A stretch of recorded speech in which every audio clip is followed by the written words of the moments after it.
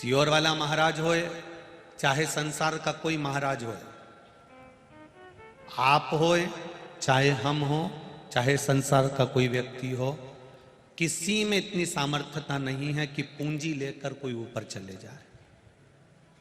तुम्हारे बदनावर साइड में ऐसा होता हो तो बात दूसरी है, वो कोई हम नहीं कह सकते।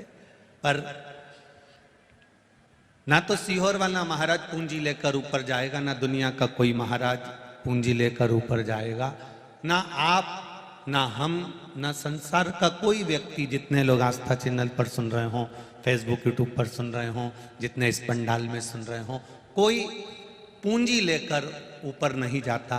पर शिव पुराण कहती है कि अगर इतनी सारी लकड़ी तुम छत पर नहीं ले जा सकते तो उस लकड़ी को जलाकर उसका कोयला बना लो और उसको एक बोरी में भरकर ऊपर तक ले जाओ और वहां सिगड़ी जलाकर अपना भोजन बना लो। उसी तरह पूंजी ऊपर नहीं ले जा सकते तो पूंजी का पुण्य बना लो और उस पुण्य को ऊपर तक ले जाकर जाया जा सकता।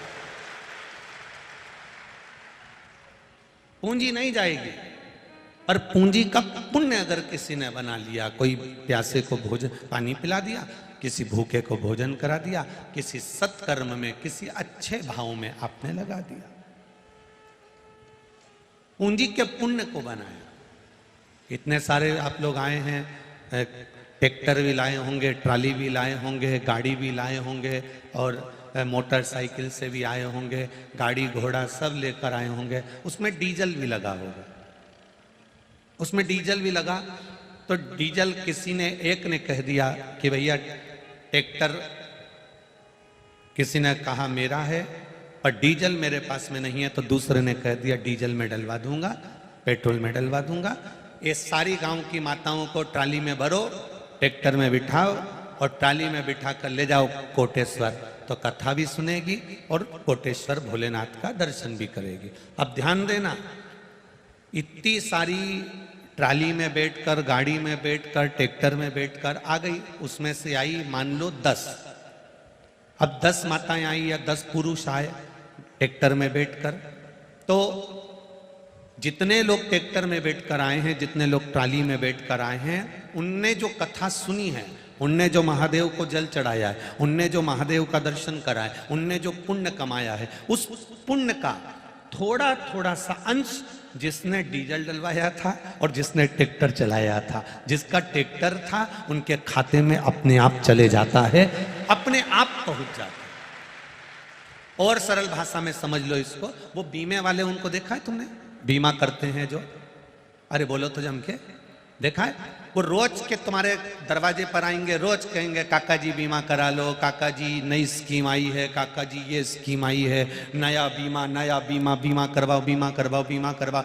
अब ईमानदारी से बोलो, पैसा तुम्हारा और मिलेगा भी तुमको ही, तो ये अपना प्राण क्यों खाए कि बीमा कराओ, बीमा कराओ, बीमा कराओ, बीमा कराओ, बीमा कराओ, बीमा कराओ? उसका केवल एक कारण है, अगर आपने बीमा कराया है तो तुम्हारी बीमा की राशि में से एक अंश, थोड़ा सा भाग इस बीमा वाले को, मैं तो नहीं मालूम दादा, क्योंकि मान लिखा तो नहीं था, पर तो इस रोड से हम आ रहे थे तो वहाँ ईंट के भट्टे लगे हैं। अब वो ईंट के भट्टे लगे हैं तो वो ईंट के भट्टे बनाने वाली माताएं, ईंट बनाने वाले बच्चे, ईंट बनाने वाले पुरुष माताएं वहाँ ईंट बना रही है, और किसी ने एक इतना बड़ा कुप्पा तेल का उस पर टाट लपेट के को यहाँ तक पहुँचाया, पहुँचे, कथा सुनी, मोटरसाइकिल चलाई, लेकर गए। अब इतने सारे ट्रैक्टर चला के आए हैं, इतने सारे गाड़ियाँ चला के आए हैं, इतनी सारी मोटरसाइकिल चला के आए हो, इसमें से कितने लोग हैं जिनका ड्राइविंग लाइसेंस है? कम से कम पूरों की मापदंड निकाला जाए, पूरों को निकाला जाए तो कम से कम 50% लोगों के पास में ड्राइविंग लाइसेंस होगा और 50% तो उसके भरोसे पे चल रहा है। बोलो सही है कि गलत है? उसके भरोसे पर। तो पीछे बैठी हुई भाईवन भी माथा पे पल्लू लई लई ने भजन गाती गाती बोले टाइम पे पहुंचा तो देगा।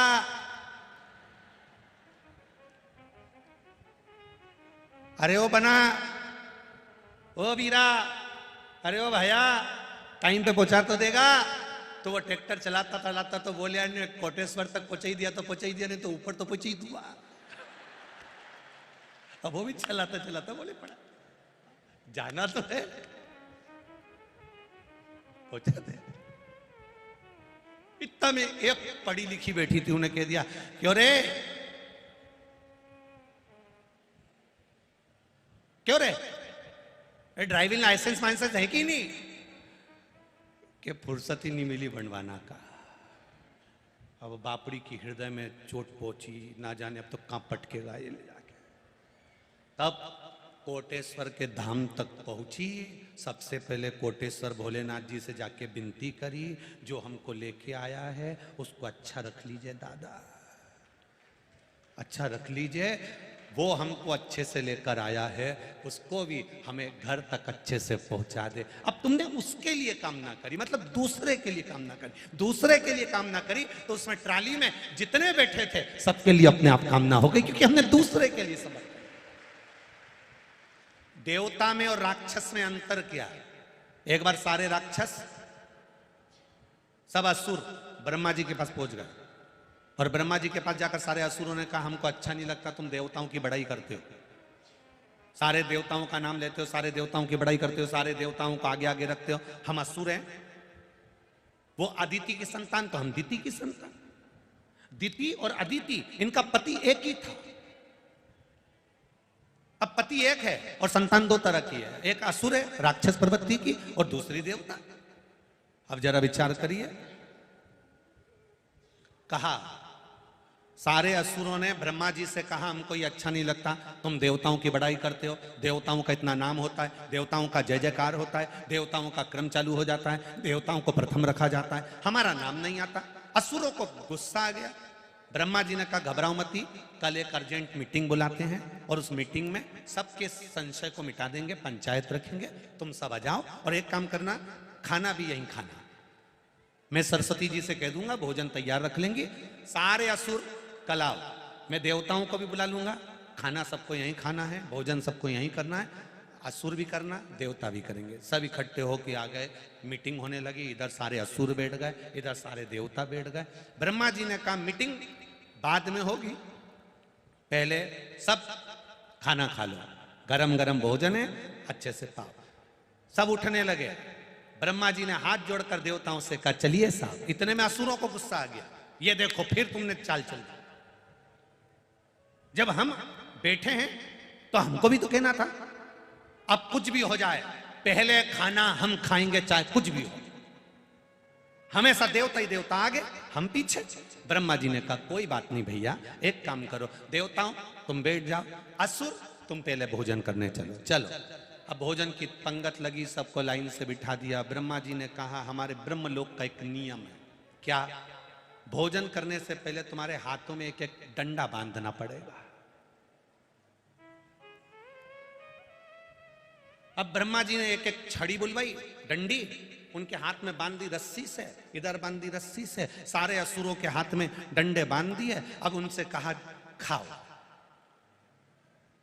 अब असुर राक्षस सोचे बताओ खाएं कैसे। अब इन्होंने बड़ी मुश्किल से लड्डू उठा भी लिया तो हाथ तो लंबा की लंबा, क्योंकि ये मुड़े ही नहीं, क्योंकि डंडा बंधा। अब खाए कैसे? तो इन्होंने ऊपर ले गए, इन्हें छोड़ ही दिया, और बूंदा आ करे अंदर गिरे, कहीं कहीं का तो सही गिर जाए, कहीं कहीं का नाक से टकरा के नीचे, कहीं का ठोडी से टकराए नीचे गिर जाए।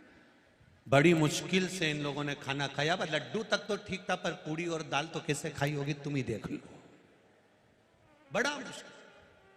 असुरों को क्रोध आ गया, इनको आया गुस्सा। इन्होंने कहा बताओ हमसे तो खाते ही नहीं बना, खा खा के देखा हमने, खाते नहीं बन रहा, देवताओं का भी तो नंबर आएगा, तब ये नियम उनके लिए लागू होता है कि नहीं होता हमको देखना है। अब बैठे देवता भोजन करने के लिए, देवता भोजन करने के लिए बैठे तो ब्रह्मा जी ने देवताओं से कहा चलो बैठो। अब असुरों ने कहा इनके लिए नियम, ब्रह्मा जी बोले शांत तो रहो, डंडा आ रहा है, डंडी आई, छड़ी आई, रस्सी आई, देवताओं का हाथ भी बांधा गया। हाथ बांधने के बाद देवताओं से कहा करो भोजन। अब देवताओं ने मन में विचार करा खाएंगे कैसे। तब देवताओं ने दूसरे देवताओं से कहा एक काम करो, आधे लोग आसन उधर बिछा लो, आधे अपन इधर बैठ जाते हैं, हम इधर से तुम्हें खिलाएंगे, उधर से तुम हमें खिलाना, दोनों का भोजन पूर्ण हो जाएगा। असुरों ने ब्रह्मा जी से कहा यह कहां की रीति है? ब्रह्मा जी कहते हैं बस असुर में और देवता में यही अंतर है, देवता दूसरे को खिलाते हैं तो उनको भी खाने को मिलता है, असुर स्वयं खाते हैं इसलिए वो दूसरे को खिलाना नहीं जान पाते। असुर में और देवता में एक अंतर है, स्वयं खा लेना सुकृति है, छुड़ाकर खा लेना विकृति है, और बांट कर खाना ये मेरे भारत देश की संस्कृति है। हम बांट कर आप दूसरे को पानी पिला रहे हो, आप दूसरे को लेकर जा रहे हो, आपने ड्राइवर के लिए मांगा मेरे ट्रैक्टर का ड्राइवर को अच्छे से रखना, तो इतने लोग अच्छे से अपने आप पहुंच गए। आपने दूसरे के कल्याण की बात करी, इसलिए हमारे यहां बार बार चिल्ला के कहते हैं विश्व का, जम के बोलो, विश्व का कल्याण हो, धर्म की अधर्म का, प्राणियों में विश्व का कल्याण। हम क्यों कहते हैं विश्व का कल्याण? हमारे को क्या पड़ी विश्व के कल्याण की? क्योंकि हम दूसरे के लिए जब अच्छा मांगेंगे, हम दूसरे के लिए समर्पण का भाव मांगेंगे, हम दूसरे के लिए कुछ अच्छा मांगने का प्रयास करेंगे, हमारा अपना अच्छा अपने आप होते चले जाएगा, अपने आप। कितने बड़े दानी हैं भगवान शिव, कितने बड़े दानी। दुनिया में दानदाताओं में अगर गिनती होती है, देवताओं के दानियों में अगर गिनती होती है, तो महादेव प्रथम में है। कितने बड़े दानी, अपनी खुद की लंका सोने की नगरी जो पार्वती जी के लिए बनवाई थी, वो सोने की नगरी लंकापति रावण को दे देते हैं। दुनिया में कोई ऐसा बता दो जिसने बिल्डिंग खुद के लिए बनाई हो, सुंदर शीश महल बनाया हो, सुंदर घर बनाया हो, सुंदर जमीन उपजाऊ करी हो, सुंदर फैक्ट्री डाली हो, और वो दूसरे को उठा कर दे दे। दुनिया में ऐसा दानी कोई नहीं होगा। महादेव ने अपनी धर्म पत्नी के लिए सुंदर सोने का महल बनवाया। महादेव ने अपनी धर्म पत्नी माता पार्वती के लिए सुंदर सोने का महल बनवाया, और वो महल लंकाधिपति रावण ने, वो महल लंका का राजा रावण जब मांगा तो वो सोने का महल उसको दे दिया गया। दानी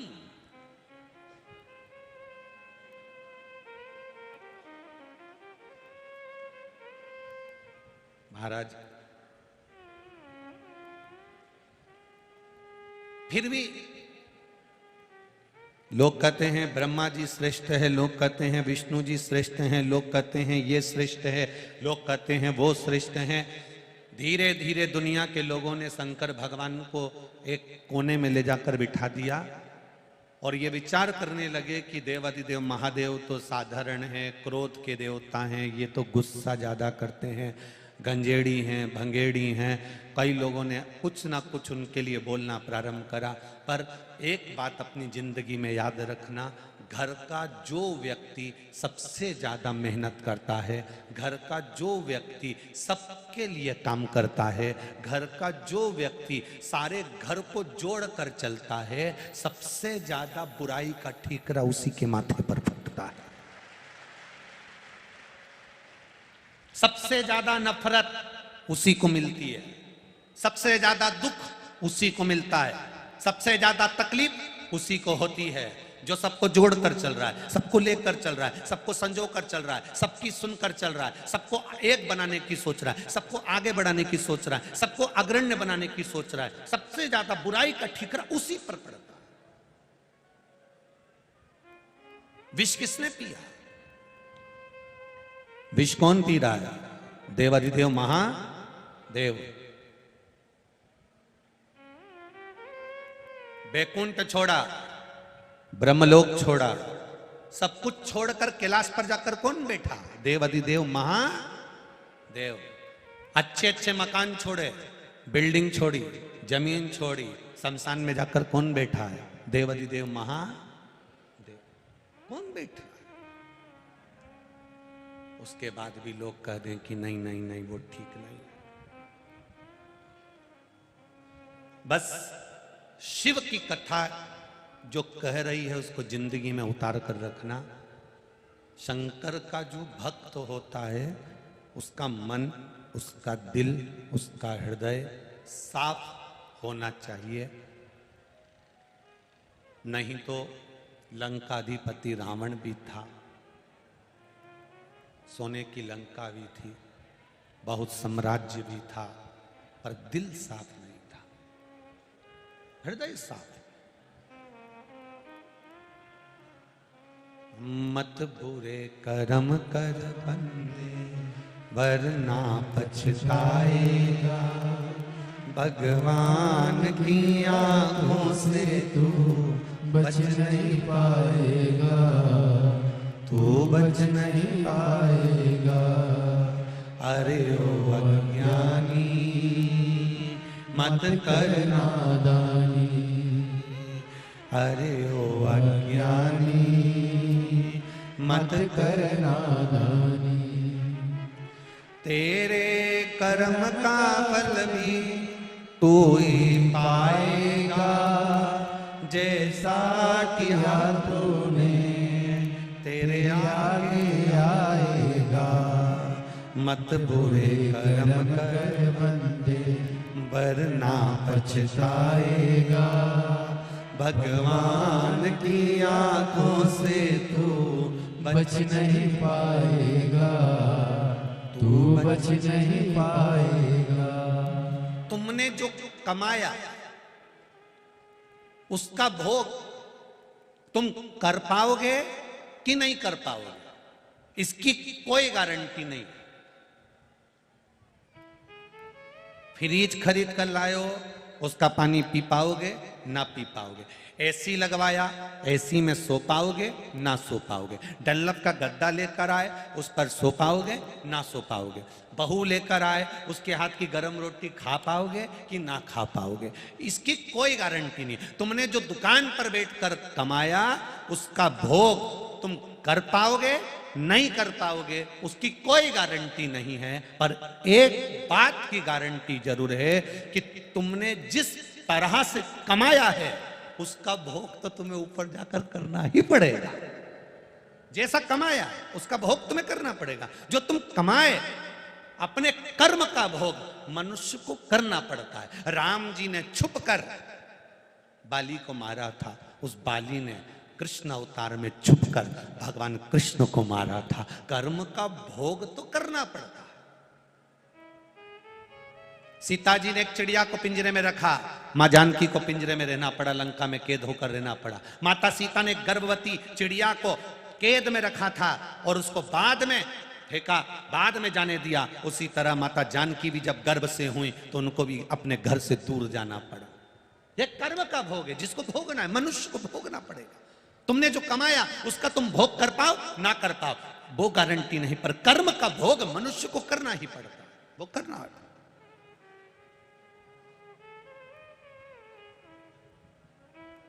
बहुत लोग कहते हैं गुरुजी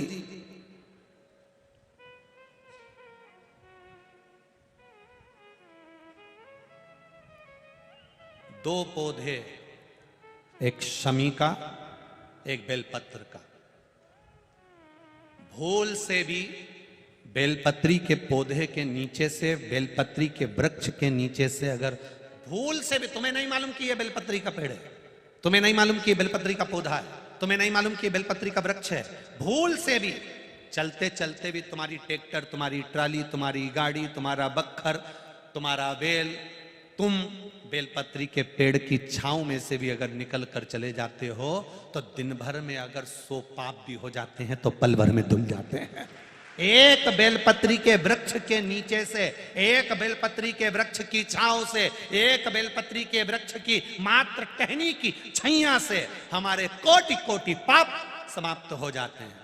आप सबसे इस कोटेश्वर धाम की पावन धरा से एक निवेदन करना चाहूंगा, पूरे आस्था चैनल के श्रोताओं से, फेसबुक यूट्यूब के श्रोताओं से, और जितने लोग यहाँ कथा सुन रहे हैं, बारिश का समय आए तो एक बेलपत्री का पेड़ बड़ा कर कर उसको कहीं रोड के किनारे अवश्य लगाओ। कोई निकल कर जाएगा, उस पे छांव पड़ गई तो उसका कल्याण हो जाएगा।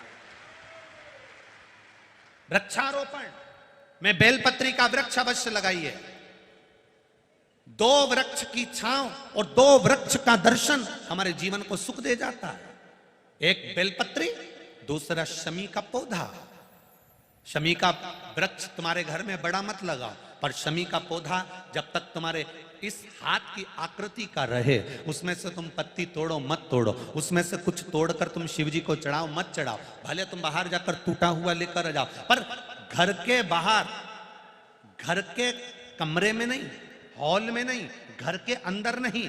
तुम्हारा घर चारों तरफ से हो जाता है, 4 कमरे, हॉल, किचन, लेटरिन, बाथरूम सब पूर्ण कंप्लीट हो जाए, उसके बाद जो तुम्हारे जगह बचे, घर से जब तुम बाहर निकलो तो बाहर की ओर जाते समय, अगर तुम्हारे निकलते समय तुम्हारा सीधे हाथ की ओर अगर शमी का छोटा सा पौधा लगा है, तो ये निश्चित है कि तुम जिंदगी में कभी किसी अदालती कोर्ट केस में, कभी प्रशासनिक आदि केस में, कभी किसी गलत जगह पर जिंदगी में नहीं फंस सकते, आप उससे बाहर ही निकल जाए।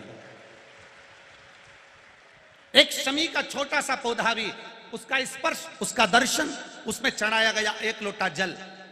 शमी 3 देवताओं को सबसे ज्यादा प्रिय है। पहला देवाधिदेव महादेव, दूसरा शनि महाराज, तीसरा श्री गणेश जी महाराज। श्री गणेश जी महाराज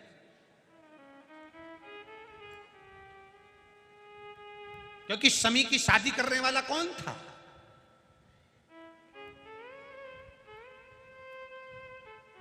कौन इनको विवाह करे?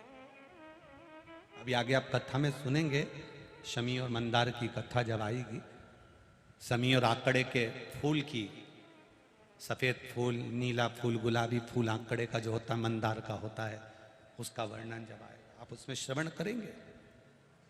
एक शमी का पौधा, तुम घर से बाहर निकल रहे, हाँ ये जरूर है कि जो फ्लैट में रहने वाले हैं वो इस पौधे को नहीं लगा पाएंगे,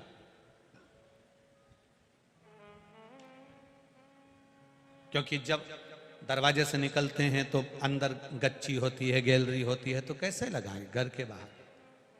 हाँ, आप डायरेक्ट निकल रहे हैं और आपका पौधा घर के बाहर लगा हो तो बात दूसरी, छोटा सा गमले में, ज्यादा बड़ा नहीं, छोटा सा।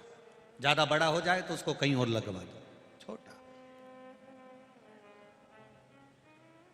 घर से निकलते समय सीधे हाथ पर अगर शमी का पौधा, आप निकल रहे हैं और आपका राइट हैंड है, सीधा हाथ है, घर के बाहर शमी का पौधा है, प्रतिदिन का अगर आपका नियम बन गया कि शमी को देखकर घर से बाहर निकल रहे हो, जिंदगी में कभी कांटे तुम्हारे जीवन में आ ही नहीं सकते, कोई रोड़ा आएगा ही नहीं, बढ़ जाओ। यही रह गया। शमी में शनि भी है, शमी में गणेश भी है और शमी में शिव भी है। कल एक कथा चल रही थी,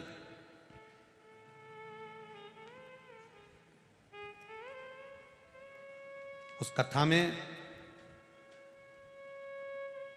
कौस ब्राह्मण राजा रघु के पास जाकर कितनी स्वर्ण मुद्रा मांगे थे? बोलो बोलो जम के, 14 करोड़।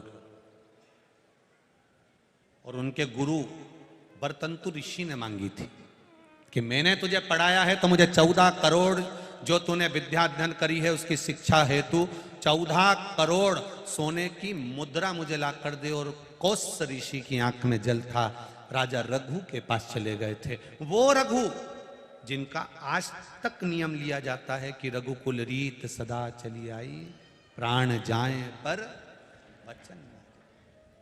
कौस आए, कौस ब्राह्मण ने आंख में जल भरा था। राजा रघु ने देखा, शिव जी की पूजन करके उठे थे राजा रघु, और उन्होंने देखा कि एक ब्राह्मण दरवाजे पर खड़ा हुआ है, आंख में अश्रु है उसके, नैनों में जल भरा है उसके। पूछा, क्या बात है ब्राह्मण देवता, क्या हुआ? हुआ क्या ब्राह्मण देवता, क्यों रो रहे हो?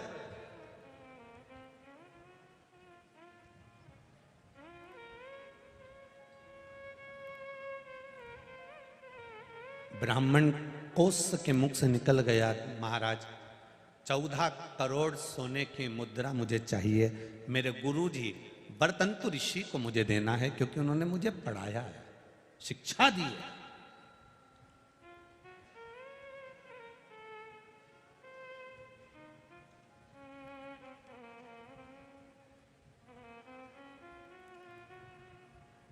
14 करोड़ कैसे दूंगा मैं आपको? अभी तो मैंने 3 दिन पहले यज्ञ करा है, बड़ा यज्ञ हुआ, समापन हुआ, पूरा कोष उसमें समाप्त हो गया।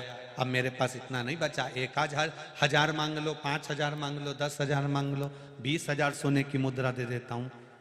1 करोड़ भी अगर सोने की मुद्रा मांगते हो तो दे देता हूं, पर 14 करोड़ सोने की मुद्रा कैसे दूंगा? 14 करोड़ सोने की मुद्रा मेरे पास नहीं।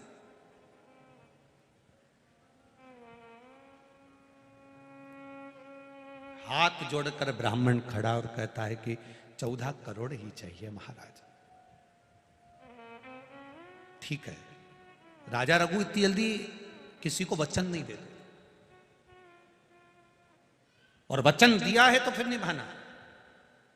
राजा रघु ने अपनी धर्म पत्नी की ओर देखा, और धर्म पत्नी ने देखा कि ब्राह्मण का बालक है, आंख में आंसू भरा है, इसको रोता हुआ नहीं देख सकते, दे दो।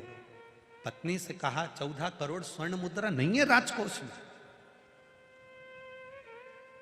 आपने देवाधिदेव महादेव की पूजन करी है ना?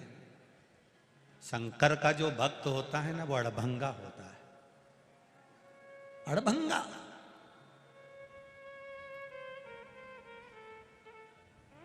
शिव का जो भक्त है वो अड़भंग है, थोड़ा बहुत नहीं देता वो।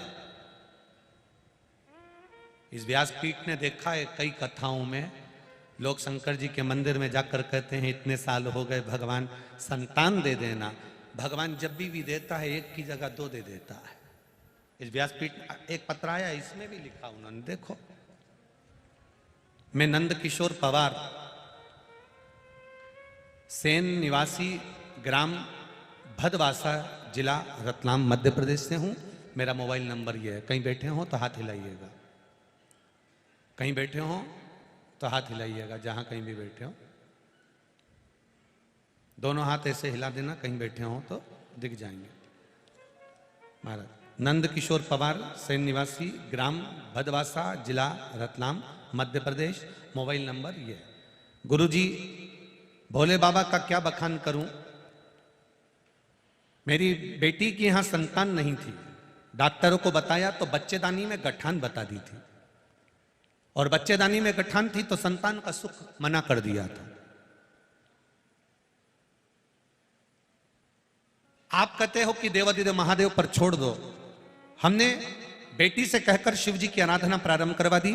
शंकर जी को जल चढ़ाना, सफेद आंकड़े की जड़ कमर में बांध लेना, तुमरुका जी का नाम लेकर शिव जी की आराधना करना। बेटी का गर्भ ठेर गया। गुरुदेव, गांठ भी थी, गर्भ भी था। डॉक्टर को दिखाया, सोनोग्राफी कराई।